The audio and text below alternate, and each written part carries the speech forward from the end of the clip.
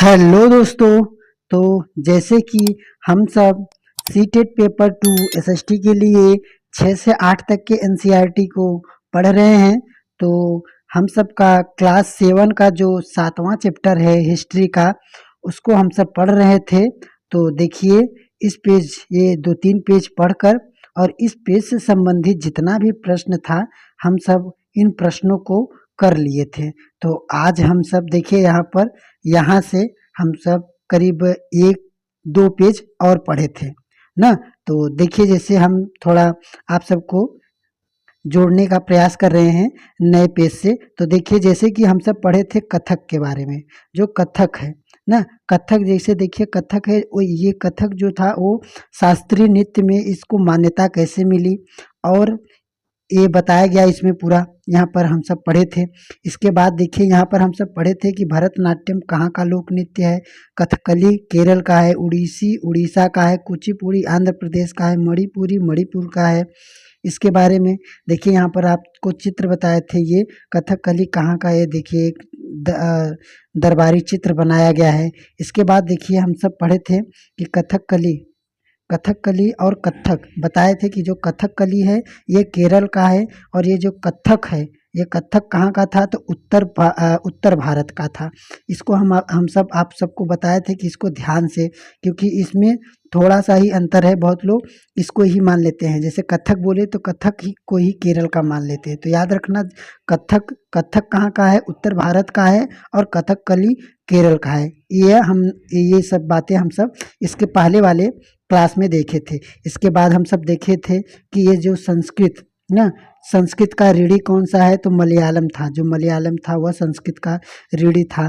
और आदि सभी देखिए, यहाँ पर बताया कि जो कथक था यह इसका जो विस्तार हुआ, अर्थात ये और अच्छा से कहाँ से प्रदर्शित हुआ, तो ये राजस्थान और लखनऊ, राजस्थान और लखनऊ। अब देखिए, राजस्थान का कौन सा नवाब थे, तो यहाँ पर देखिए अवध का कौन से नवाब थे। यहाँ पर हम सब ये सब बातें सब पढ़े थे इसके पहले वाले क्लास में। और यहाँ पर देखिए, हम सब पढ़े थे लघु चित्र क्या होता है। लघु चित्र का मतलब, जैसे राजा कहीं पर भी जाते हैं, कोई भी अच्छा लगता है, जैसे हम सब बताए थे कि इस समय जैसे हम सब क्या होता है, कुछ भी अच्छा लगता है या स्वयं का भी जो मान लीजिए जो कपड़े वगैरह पहनते हैं, तो क्या होता है कि फ़ोटो ले लेते हैं, सेल्फी ले लेते हैं। तो पहले जो राजा लोग रहते थे, कुछ भी ऐसा उनको लगता था कि ये अच्छा लग रहा है, तो उसका वो लघु चित्र बनवाते थे। तो ये सब हम सब इसके पहले वाले क्लास में बहुत अच्छे से आप सबको बताए थे। तो देखिए, यहाँ पर बताया गया था कि वो सब लघु चित्र बनवाते थे राजा लोग। और कौन कौन से राजा यहाँ पर हम बताए भी थे, अकबर और जहांगीर और शाहजहाँ, ये तीनों राजा थे, लघु चित्र बनवाते थे। जब आगे भी यहाँ पर इसका ये जो मैटर था, यहाँ पर ये आगे ये मैटर था कि लघु चित्र बनवाते थे और उनको अपने संरक्षण देते थे। संरक्षण का मतलब उन्हें अपने दरबार में रखते थे जो लघु चित्र बनाते थे। तो क्या होता था कि जब आगे पता चला, धीरे धीरे क्या हुआ कि जब मुगलों का जब पतन होने लगा, तो जो लघु चित्रकार थे अर्थात जो चित्रकार बनाते थे, वे सब क्या हुए, वे सब छोड़कर भागने लगे। छोड़कर भागने लगे मतलब क्या हुआ, सब जानते हैं सब। अगर मान लीजिए अब जब उनका पतन होने लगा, तो वो इतना पैसा भी नहीं दे सकते थे। तो आदि सभी बातों को वो सब देखकर जो जीत रहे थे, अर्थात जो भारी पड़ रहे थे मुगलों पर, उनके दरबार में वो सब चले गए। आज सभी बातों को हम सब इस मैटर में कल पढ़े थे। तो आशा है कि आप सबको कल समझ में आया होगा। तो देखिए, आज अब हम सब यहाँ से इस पेज से पढ़ेंगे। तो अभी मैटर वही है, लघु चित्र के बारे में ही है। तो अब देखिए, यहाँ पर है जैसे दिखाया गया है कि होली खेलते हुए महाराणा राम सिंह सेकंड अर्थात द्वितीय ने राजपूत लघु चित्र बनवाया था। इसमें देखिए, आगे देखिए, अब लिखा गया है, देखिए यहाँ पर है कि ऐसे ही एक अन्य क्षेत्र था आधुनिक हिमाचल प्रदेश। याद रखना, कहाँ, आधुनिक हिमाचल प्रदेश के इर्द गिर्द हिमालय के तलहटी का इलाका। 17वीं शताब्दी के बाद वाले वर्ष में इस क्षेत्र में लघु चित्र की एक साहसपूर्ण एवं भाव प्रणव शैली का विकास हुआ। तो देखिए, पूछेगा कि कहाँ पर ये लघु चित्र का विकास या महत्वपूर्ण कहाँ था, तो याद रखना कहाँ पर, हिमालय प्रदेश के इर्द गिर्द। कहाँ पर, हिमालय प्रदेश के इर्द गिर्द, इस बात को याद रखना। आगे देखिए, लिखा गया है कि जिसे बसोहली कौन सा बसोहली शैली कहा जाता है। तो याद रखना इस बस ऐसे पूछेगा कि बसोहली शैली कहाँ पर कहाँ के लिए प्रसिद्ध है। अभी हम सब पढ़े तो याद रखना ये आधुनिक आधुनिक हिमाचल प्रदेश के इर्द गिर्द है ना, इर्द गिर्द के हिमालय के तलहटी में बसोहली शैली आगे है। अब ऐसे भी पूछ सकता है बसोहली शैली क्या है, बसोहली क्या है, बस ऐसे बसोहली क्या है। तो ये शैली है जो जैसे बोलते हैं ना कि अपनी भाषा को अपनी संभालो, अर्थात ये क्या है कि शैली है। जैसे हम सब बोलते हैं ना कि आपकी जो भाषा है वो बहुत खराब है, उसको संभालिए। मतलब ये भी जो बोली होता है, बोली का जो शैली होता है, शैली है किस तरह बोला जाए, ये एक शैली थी। आज देखिए यहाँ पर है कि यहाँ जो सबसे लोकप्रिय पुस्तक चित्रित की गई थी वह थी भानुदत्त की रसमंजरी। तो इसको भी याद रखना, कभी कभी ये पूछ देता है कि रसमंजरी किसका रचना या किसकी बुक है या रचना है। तो याद रखना ये क्या है, भानुदत्त की है। आगे है कि नादिर शाह के आक्रमण और दिल्ली विजय के परिणाम स्वरूप मुगल कलाकार मैदानी इलाके में। तो याद रखना आगे देखिए यहाँ पर है, तो देखिए यहाँ पर है अनिश्चित अनिश्चित से बचने के लिए पहाड़ी क्षेत्रों की ओर पलायन कर दिए। तो आप देखिए यहाँ पर आप सबको थोड़ा नहीं समझ में आया होगा, क्योंकि देखिए यहाँ यहाँ थोड़ा अलग टॉपिक है। यहाँ पर जो हम सब पढ़े तो इसमें बताया गया ये बसोहली ना, बसोहली के शैली पर बताया गया। पर ये जो है ये कल का जो मैटर हम सब पढ़ाए थे अगले वीडियो में, वहाँ से अब जोड़ा गया कि क्या हुआ कि जब वो लघु चित्रकार लोग थे उन्होंने क्या किया, जब मुगलों का पतन होने लगा तो ये सब क्या हुए, क्षेत्र छोड़कर पलायन करने लगे ना। उन्हें वहाँ जाते ही आश्रयदाता तैयार मिले, अर्थात वहाँ जैसे जो भी जीत रहा था उसके यहाँ गए तो क्या हुआ कि जो आश्रयदाता थे वे उन सबको एक्सेप्ट कर लिया। आगे है जिसके फलस्वरूप चित्रकारी की ना, जो चित्रकारी की कांगड़ा शैली विकसित हुई। तो याद रखना कौन सी शैली, तो कांगड़ा। या तो पूछेगा कांगड़ा क्या है, तो ये भी एक क्या है, शैली है, इस बात को याद रखना। आगे देखिए लिखा है 18वीं शताब्दी के मध्य भाग तक कांगड़ा शैली के कलाकारों ने एक नए शैली विकसित की। तो अगर ऐसे पूछा जाए नए शैली विकसित कौन किया, तो याद रखना कांगड़ा शैली वालों ने, या जो कांगड़ा शैली बोलते थे। तो वहाँ की वैष्णव परंपरा थी ठंडे नीले और हरे रंग सहित कोमल रंगों का विकास और विषयों का कलात्मक निरूपण का कांगड़ा शैली में विशेषता थी।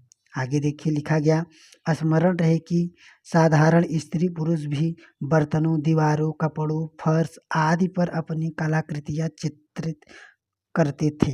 तो इस बात को याद रखना, क्योंकि ऐसे पूछेगा पूरा ऐसे लाइन उठाकर कि उस समय जब कलाकृतियाँ करते थे अर्थात लघु चित्र बनाए जाते थे तो स्त्री पुरुष दोनों बनाते थे, ऐसे पूछेगा। फिर ऐसे पूछेगा बर्तनों पर, दीवारों पर, कपड़ों पर, फर्श पर, सभी जगह बनाते थे, या तो इसमें और कुछ ऐड करके पूछेगा। तो आप सब इस बात को याद रखना कि वे बर्तन, दीवारों, कपड़ों, फर्श आदि सभी पर बनाते थे और स्त्री पुरुष दोनों लोग बनाते थे।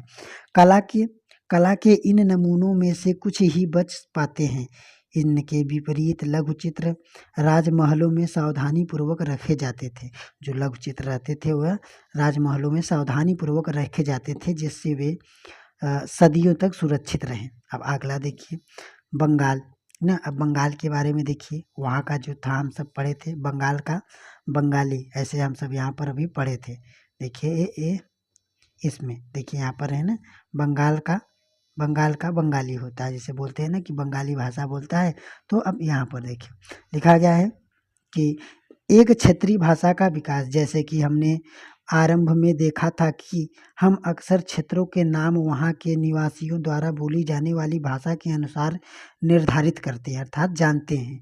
जैसे कि हम सब पहले बताए थे बिहार में बिहारी बोला जाता है, जैसे बोलते हैं ना, जैसे भाषा से ही आप पहचान जाते हैं कि ये बिहारी है। जैसे अंग्रेज कोई बोलता है तो जान जाते हैं ये अंग्रेज का है। तो ऐसे बताया। तो आगे है कि देखिए इसलिए हम यह मान लेते हैं कि बंगाल में लोग हमेशा बंगाली बंगाल की बोली बोली बोलते हैं, किंतु यह एक दिलचस्प बात है कि आज बंगाली संस्कृत से निकली है। तो याद रखना, जो बंगाली भाषा है वह किससे निकली है? संस्कृत से निकली है। पर इसके पहले वाले वीडियो में जो हम बताए थे इसी इस चैप्टर का, तो याद रखना, अगर ऐसा पूछा जाए कि कौन सा भाषा या बोली संस्कृत से निकला है, अगर पूछा जाए कौन सा भाषा संस्कृत से निकला है, तो याद रखना बंगाली। और अगर ऐसा पूछा जाए कि कौन सा भाषा या बोली संस्कृत की रीढ़ी है, तो हम बताए थे मलयालम। कौन सा? मलयालम भाषा थी ना। तो ये इस दोनों बात को ध्यान से आगे देखिए, लिखा गया है, भाषा मानी जाती है। प्रारंभिक ईसा पूर्व प्रथम शताब्दी के मध्य भाग के संस्कृत ग्रंथों के अध्ययन से यह पता चलता है कि बंगाल के लोग संस्कृत से उपजी हुई भाषाएं नहीं बोलते थे। पता चला कि अध्ययन किए जब ना, संस्कृत ग्रंथों के अध्ययन से क्या हुआ, पता चला कि जो बंगाल के लोग रहते थे वे संस्कृत से जो उपजी भाषा थी, जैसे अभी हम सब पढ़े कि जो बंगाल था यह संस्कृत से निकला है। तो ये अध्ययन करके पता चला कि जो बंगाल के जो लोग बोलते हैं भाषा, संस्कृत से उपजी भाषा को नहीं बोलते हैं ना। तो फिर भी नई भाषा का उद्भव कैसे हुआ, तो अब आगे बताया गया। तो यहाँ पर देखिए, ये जो पांडुलिपि है, इसी से यहाँ पर देखिए लिखा गया, सबसे पहली बंगाली रामायण के जो रामायण के ताड़पत्रों की पांडुलिपि का एक पृष्ठ है। तो अब यहाँ पर देखिए लिखा गया, अभी जो इसके पहले हम सब पढ़े कि वह बंगाली, जब अध्ययन हुआ कि जो बंगाली भाषा है वह संस्कृत से ही निकला है, पर जब अध्ययन किया गया कि जो बंगाली लोग बोल रहे हैं क्या वे सही में संस्कृत से ही निकला है, तो ऐसा तो नहीं हुआ ना, नहीं मिला। तो अब आगे देखिए लिखा है, ईसा पूर्व चौथी से तीसरी शताब्दी से बंगाल और मगध, कहाँ? बंगाल और मगध दक्षिण बिहार के बीच वाणिज्य संबंध स्थापित होने लगे थे ना, जिसके कारण संभवतः संस्कृत का प्रभाव बढ़ता गया। चौथी शताब्दी के दौरान गुप्त वंश शासकों ने उत्तर बंगाल पर अपना नियंत्रण कर लिया। तो याद रखना, कहाँ पर? कौन से लोग? तो गुप्त वंश ने, गुप्त शासन ने। कौन से? मुगल के बाद गुप्त शासकों ने कहाँ पर? उत्तर बंगाल पर अपना नियंत्रण कर लिया ना, और वहाँ ब्राह्मणों को बसाना शुरू किया। तो याद रखना, गुप्त वंशों ने ही ब्राह्मणों को बसाना शुरू किया। कहाँ पर? इस प्रकार गंगा के मध्य घाटी के भाषाई तथा सांस्कृतिक प्रभाव अधिक प्रबल हो गए, और 7वीं शताब्दी में चीनी या हिनसांग ने यह पाया कि बंगाल में सर्वत्र संस्कृत से संबंधित भाषाओं का प्रयोग होता है। अर्थात जो हिनसांग था, उन्होंने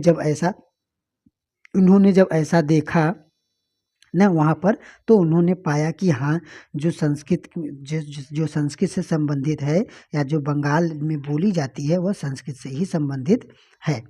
आगे देखिए, लिखा गया, 8वीं शताब्दी के पाल शासकों के अंतर्गत एक क्षेत्रीय राजा का उद्भव हो गया। 14वीं सदी के 16वीं सदी के बीच बंगाल पर सुल्तानों का शासन रहा, जो दिल्ली में स्थित शासकों के स्वतंत्र थे।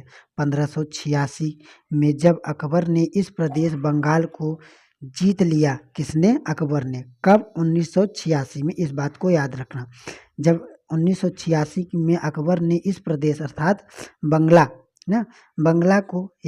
को जीत लिया तो उसे सूबा माना गया। किसे? उसे, अकबर को सूबा माना गया। आगे है, उस समय प्रशासन की भाषा को फारसी थी। तो उस समय जो बंगाल की भाषा थी वह फारसी थी, लेकिन बंगाली एक क्षेत्रीय भाषा के रूप में विकसित थी। अर्थात उस समय फारसी भाषा बोली जाती थी, और जो बंगाली थी बंगाल में ही, पर वह एक क्षेत्रीय भाषा, मतलब कहीं कहीं पर, जैसे आज हम सब कभी क्या होता है कि घर द्वार पर देहाती बोली बोलते हैं, तो ये कहीं कहीं पर बोली जाती थी। वस्तुतः 15वीं शताब्दी तक आते आते उपभाषाओं तथा बोलियों का बंगाली समूह एक सामान्य साहित्य भाषा के द्वारा एकबद्ध हो गए। यह साहित्य भाषा उस क्षेत्र के पश्चिमी भाग की बोलचाल की भाषा थी, जिसे हम पश्चिमी बंगाली कहते हैं। याद रखना। आगे देखिए लिखा गया कि यद्यपि बंगाल का उद्भव संस्कृत से ही हुआ, और याद रखना यद्यपि क्या हुआ, बताया गया कि बंगाली का उद्भव, जो बंगाली भाषा का उद्भव है वह संस्कृत से ही हुआ। यह अपने क्रम विकास की अनेक अवस्थाओं से गुजरती है न। इसके इसके अलावा गैर संस्कृत शब्दों का एक विशाल शब्द भंडार, जो राजनीतिक भाषाओं और फारसी यूरोपीय भाषाओं सहित अनेक स्रोतों से इसे प्राप्त हुआ है, आधुनिक बंगाल का एक हिस्सा बन गया।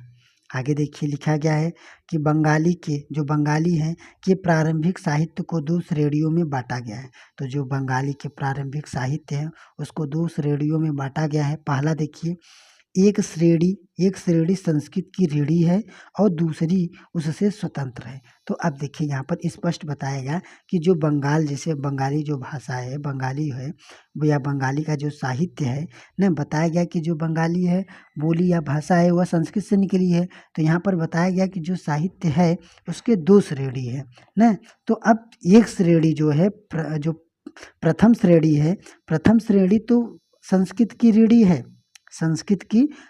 अर्थात संस्कृत से ही निकली है, पर दूसरी क्या है, स्वतंत्र है। तो इस बात को याद रखना। पहली श्रेणी में संस्कृत महाकाव्यों का अनुवाद, मंगल काव्य शाब्दिक अर्थों में शुभ यानी मांगलिक काव्य जो स्थानीय देवी देवता से संबंधित हैं, और भक्ति साहित्य जैसे गौड़िक वैष्णव आंदोलन के नेता श्री चैतन्य देवी की जीवनियाँ अध्ययन आदि शामिल हैं। आगे देखिए लिखा है दूसरे श्रेणी में, पहले श्रेणी में देखिए ये सब था, इन सब बातों को ध्यान से, पहली श्रेणी में क्या था कि वह ऋणी थी, और उसके बाद बताया गया महाकाव्य, अनुवादों, मंगल काव्यों आदि सभी का क्या हुआ, देवी देवताओं थे न। फिर दूसरा श्रेणी में जो था नाथ पंथ थे, नाथ साहित्य शामिल थे, शामिल थे। इसके पहले वाले हम वीडियो में अच्छे से जो नाथ पंथ होते हैं, अर्थात अभी में इसमें भी जो आया था इसमें बताए हम सब।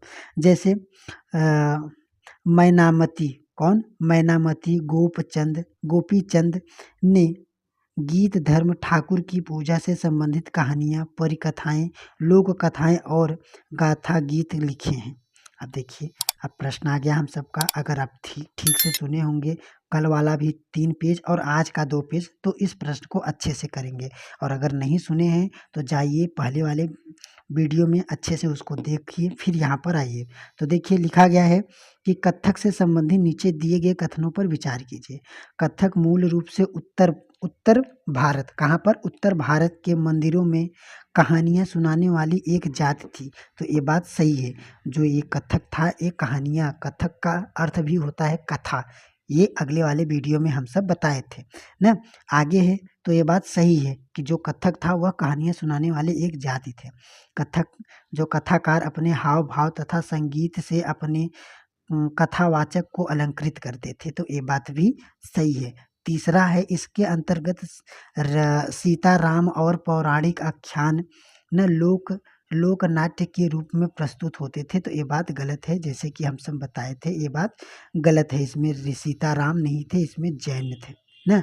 आगे देखिए, तो हमारा विकल्प क्या हो जाएगा, पहला और दूसरा, सिर्फ और सिर्फ क्या हो जाएगा, पहला और दूसरा सही हो जाएगा।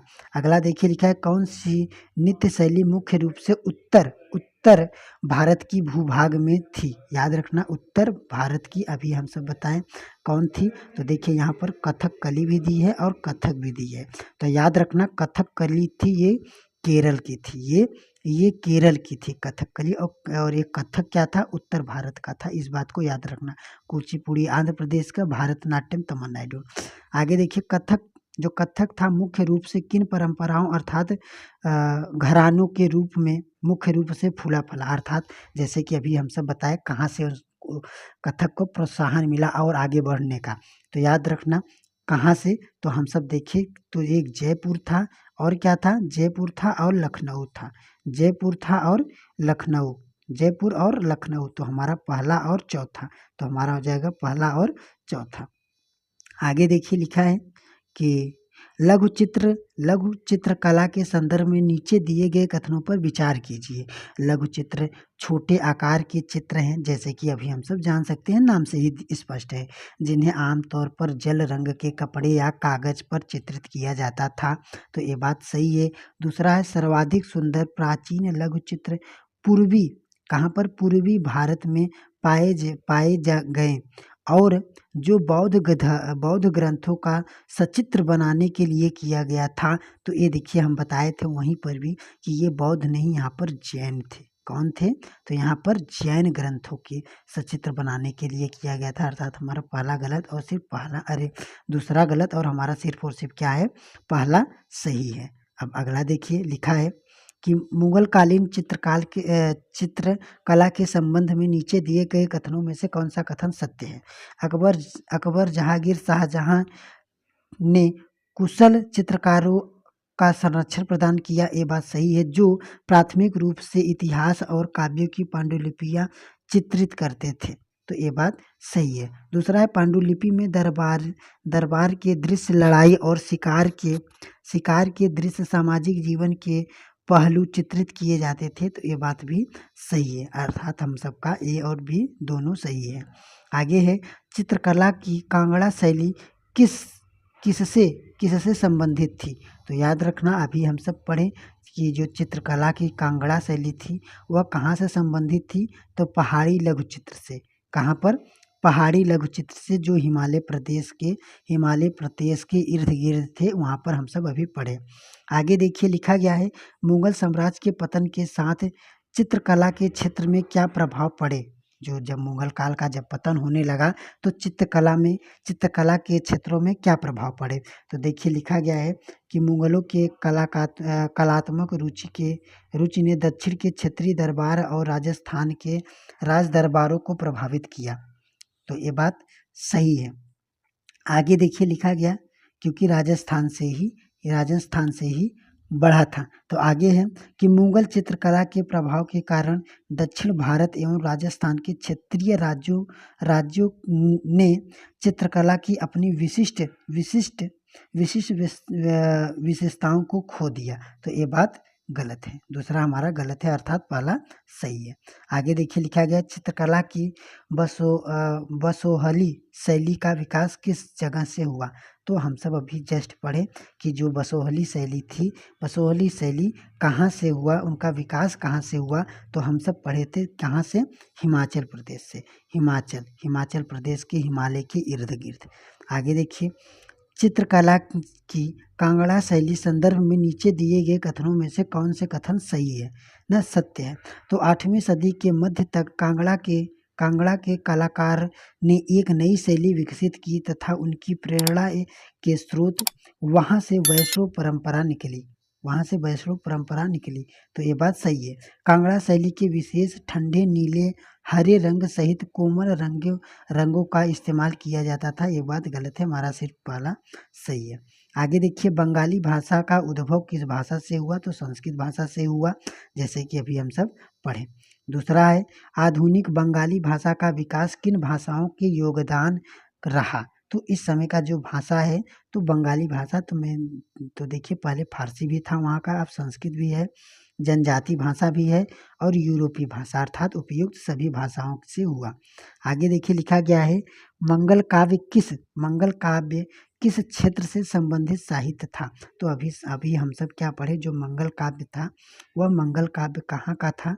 तो हम सब पढ़े कि ये असम का था। कहाँ का था? तो असम का क्या था, मंगल काव्य था। आगे देखिए लिखा गया बंगाली साहित्य के संदर्भ में नीचे दिए गए कथनों में से कौन सा कथन असत्य है। याद रखना कौन सा कथन असत्य है। कौन से? बंगाली साहित्य के। देखिए लिखा गया बंगाली के प्रारंभिक साहित्य को 2 श्रेणियों में बांटा जा सकता था। एक श्रेणी, जो पहली श्रेणी थी वह संस्कृत की श्रेणी से, दूसरी स्वतंत्र थी। ये बात एकदम सही है। दूसरा है बंगाली साहित्य की पहली श्रेणी के ग्रंथों का काल निर्धारण सही नहीं किया जा सकता था, जबकि दूसरी श्रेणियों या ग्रंथों का काल निर्धारण किया जा सकता था। तो ये बात बिल्कुल गलत है और हमारा दूसरा सही हो जाएगा, क्योंकि असत्य ही पूछा गया है। अगला है बंगाल में पीर पीर श्रेणी कौन कौन लोग शामिल थे, जो पीर थे उसमें कौन कौन से लोग शामिल थे। तो याद रखना, पीर में हमारे हिंदू देवी देवता थे, बौद्ध देवी देवता थे, जीवात्मा अर्थात सभी लोग थे। आगे देखिए, लिखा गया कि बंगाल के संदर्भ में नीचे दिए गए कथनों पर विचार कीजिए। बंगाल के तो देखिए लिखा है कि 16वीं शताब्दी में बंगाल पर मुगलों का नियंत्रण स्थापित होने पर उन्होंने कलकत्ता को अपनी राजधानी बनाई। किसको? कलकत्ता को अपनी राजधानी बनाई। तो ये बात गलत है। कलकत्ता को उन्होंने कभी राजधानी कोई नहीं बनाया, कोई मुगल ने। फिर आगे है कि मुगल अधिकारी और कर्मचारी लोग भूमि प्राप्त करके अक्सर उस पर मस्जिद बना देते थे और इन इलाकों में धार्मिक रूपांतरण के केंद्रों पर भी रूप काम आती थी। तो ये बात सही है। तो हमारा हो जाएगा सिर्फ और सिर्फ दूसरा सही। आगे देखिए, अब देखिए इस पेज को पढ़ेंगे और इस पेज से संबंधित जितना प्रश्न रहेगा उस प्रश्न को सॉल्व करेंगे। तो देखिए यहाँ पर, तो देखिए यहाँ पर है कि इन नेताओं के पास अलौकिक शक्ति है। तो देखिए थोड़ा आपको इसके पहले वाले चैप्टर से जोड़ने का प्रयास कर रहे हैं। तो देखिए यहाँ पर हम सब क्या पढ़े थे कि, तो देखिए यहाँ पर हम सब पढ़े थे क्या कि देखिए दूसरे श्रेणी कौन थे? नाथ साहित्य शामिल थे, जो क्या थे? गोपी चंद्र थे ने गीत धर्म ठाकुर आदि पूजा से संबंधित कहानियाँ या परिकथाएं, लोक कथाएं और गीत गाते थे। तो आगे देखिए यहाँ से अब पढ़ेंगे हम सब। तो यहाँ पर देखिए लिखा गया कि जो वो थे ना वो सब, तो इन नेताओं के पास अलौकिक शक्ति थी, जो गाते थे ना, स्नेह और आदर से लोग इन्हें पीर कहते थे। तो लोग इन्हें क्या कहते थे? पीर कहते थे। ये जो हम सब इसके पहले वाले हम सबको पढ़ लेना चाहिए ना। तो यहाँ पर देखिए अब हम सबको यहाँ से पढ़ना चाहिए, यहाँ से अभी जो हम सब प्रश्न किए इन सब प्रश्नों को यहाँ से पढ़ना चाहिए था। देखिए गोपीचंद अब यहाँ से पढ़ेंगे, पर इसको भी थोड़ा पढ़ लें क्योंकि इसके पहले वाले भी हम सब पढ़े। तो देखिए लिखा गया कि इन नेताओं के पास अलौकिक शक्तियाँ हैं, स्नेह और आदर से लोग इन्हें पीर कहते हैं। इस पीर श्रेणी में संत या सूफी और अन्य धार्मिक महानुभाव, साहसी उपनिवेश, देवत्व प्राप्त सैनिक एवं योद्धा, विभिन्न हिंदू और बौद्ध देवी देवता और यहाँ की जीवात्माएं भी शामिल थे। पीरों की पूजा पद्धतियों बहुत ही लोकप्रिय हो गई थी और उनकी मज़ारें बंगाल में सर्वत्र थे। बंगाल में 15वीं सदी के बाद वाले वर्षों में मंदिर बनने का दौर जोरों पर रहा ना, जोरों से रहा, जो 19वीं शताब्दी में आकर समाप्त हो गया ना। हमने देखा है अध्याय 2 में कि मंदिर और अन्य धार्मिक भवन अक्सर उन व्यक्तियों या समूहों द्वारा बनाए जाते थे जो शक्तिशाली बने रहते थे। वे इनके माध्यम से अपनी शक्ति तथा भक्ति भाव का प्रदर्शन करना चाहते थे। बंगाल में साधारण ईंट और मिट्टी गारे के अनेक मंदिर निम्न सामाजिक समूहों जैसे कालू, तेली, कंसारी, घटाधातु कारीगर आदि समर्थक से बने थे। यूरोप की व्यापारिक कंपनियों ने आ जाने से नए आर्थिक अवसर पैदा हो गए न। इन सामाजिक समूहों से संदर्भित अनेक परिवारों ने अनेक अवसरों का लाभ उठाया। जैसे जैसे लोग सामाजिक और आर्थिक स्थिति सुधरती गई, उन्होंने इन स्मारकों के निर्माण के माध्यम से अपनी परिस्थितियां या प्रतिष्ठित की घोषणा कर दी। अब स्थानीय देवी देवता जो पहले गांव में छाजन, यहाँ से देखिए, अब गांव में क्या होता था? गांव में छाजन छप्पन वाले झोपड़ी में रहते थे। तो इस बात को याद रखना ना। तो यहाँ पर देखिए लिखा गया है कि 2 चाला और चौचाला। तो 2 चाला का मतलब दो तल्ले वाला जो छप्पर था और चौचाला का मतलब 4 तल्ले वाला जो छप्पर था। बस इतना याद रखना। आगे देखिए लिखा गया है अब मैनामती गोपी चंद्र और धर्म ठाकुर। इन तीनों के बारे में। तो देखिए नाथ लोग सन्यासी होते थे। जो नाथ लोग थे वह सन्यासी होते थे, जो तरह तरह की योगी क्रियाएं करते थे। वह गीत विशेष विशेष जो अक्सर अभिनीत किए जाते थे, यह बताता है कि रानी मैनामती और अपने पुत्र गोपी चंद, तो ये समझ में आ गया कि जो मैनामती थे इन्हीं का पुत्र था गोपी चंद, अनेक बाधाओं के समक्ष संन्यास का मार्ग अपनाने को किस प्रकार प्रोत्साहन किया था न। धर्म ठाकुर के क्षत्रिय लोकप्रिय देवी, जिनकी पूजा अक्सर एक पत्थर या काठ की मूर्ति के रूप में की जाती थी। तो याद रखना, जो ठाकुर थे वे लोग क्या होते थे, काठ की एक मूर्ति की पूजा करते थे। आगे देखिए, यहाँ पर है अब पीर और मंदिर। तो देखा 16वीं शताब्दी के लोगों ने बड़ी संख्या में पश्चिमी बंगाल के कम उपजाऊ क्षेत्र में को छोड़कर दक्षिण पूर्वी के जंगली तथा दलदली इलाकों में प्रवास करना शुरू किया। तो इस बात को याद रखना, फिर से पढ़ रहे हैं, देखिए लिखा है 16वीं शताब्दी के लोगों में बड़ी संख्या में पश्चिम बंगाल को, कहाँ पर, पश्चिम बंगाल को या पश्चिम बंगाल से कम उपजाऊ में, जहाँ कम उपजाऊ के क्षेत्र रहते थे उसे छोड़कर दक्षिण पूर्वी बंगाल में जंगली या दलदली इलाकों में प्रवास करने लगे, अर्थात आकर रहने लगे। आगे लिखा गया, ज्यों-ज्यों वे पूर्वी की ओर बढ़ते गए, वे जंगलों को साफ करके भूमि में धान की खेती करने लगे। सने सने मतलब धीरे धीरे स्थानीय मछुआ या स्थानांतरित खेती करने लगे न। तो याद रखना, जैसे कि वे सब बढ़ने लगे तो जंगलों को काट कर उस पर, जैसे इसके पहले हम बताए थे कि खेती होता था कि जंगलों को काट कर उसको जलाकर वहाँ खेती करते थे, जब तक उर्वर शक्ति रहती थी, उसके बाद अगले चले जाते थे। तो यही भी कर रहे थे, याद रखना। फिर आगे है कि जो अक्सर जनजाति थे, जो अक्सर क्या थे, वहाँ जो ऐसे खेती करते थे, वह अक्सर जनजाति थे, किसानों के नए समुदायों में मिले थे। इन्हीं दिनों बंगाल का मुगलों का नियंत्रण हो गया। अब इन्हीं दिनों क्या हुआ कि बंगाल पर मुगलों का नियंत्रण हो गया, जिन्होंने अपनी पूर्वी डेल्टा प्रदेश के केंद्रीय भाग में स्थित ढाका नगर में अपनी राजधानी स्थापित की। अधिकारी और कर्मचारी लोग भूमि प्राप्त करके अक्सर उस पर मस्जिद बनवा देते थे। तो याद रखना, इस पर क्या होता था, उस पर मस्जिद बनवा देते थे। आगे है, जो इन इलाकों में धार्मिक रूपांतर के केंद्र के रूप में काम आती थी। आरंभ से लोगों से आकर यह बसने वाले लोग इस परिस्थितियों में रहने के लिए व्यवस्था और आश्वासन चाहते थे। यह सुख सुविधाएं तथा आश्वासन उन्हें समुदाय के नेताओं के द्वारा, किनके नेताओं के द्वारा प्रदान की जाती थी। नेताएं शिक्षक और निर्णायक भूमिकाएं अदा करते थे, अर्थात नेता ही शिक्षक होते थे और वे निर्णय लेने की भूमिका भी अदा करते थे। कभी कभी ऐसा समझा जाता था कि मेरे पूजे भी जाते थे। ब्राह्मण द्वारा मान्यता प्रदान कर दी गई कि उनको प्रतिमाएं मंदिरों और में स्थापित की जाने लगी। देखिए लिखा गया है, इन मंदिरों की अक्ल या आकृति बंगाल की छप्परदार झोपड़ी की तरह दो चाला जो 2 छत वाली थी, चौचाला जो 4 छत वाली थी। इसके कारण मंदिरों और स्थापित कला विशिष्ट बंगाली शैली का प्रादुर्भाव हुआ।